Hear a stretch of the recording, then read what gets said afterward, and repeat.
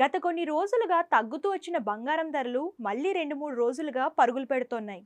దీంతో ప్రస్తుతం దేశంలో సామాన్యులు ఎవరూ బంగారాన్ని కొనలేని పరిస్థితులు ఉన్నాయి.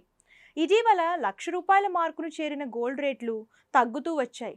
అందరూ కాస్త ఊపిరి పీల్చుకున్నారో లేదో మళ్ళీ అమాంతంగా ఒక్కసారిగా పెరిగిపోయాయి.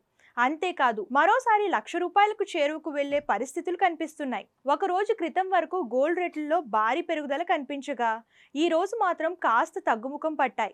దీని ప్రకారం దేశవ్యాప్తంగా 24 క్యారెట్ల 10 గ్రాముల బంగారం ధర 98,730 వద్దకు కొనసాగుతుంది. అదే 22 క్యారెట్ల 10 గ్రాముల బంగారం ధర 90,500 వద్ద కొనసాగుతోంది. ఇక హైదరాబాద్, విజయవాడలో 22 క్యారెట్ల 10 గ్రాముల బంగారం ధర 90,500గా ఉంది.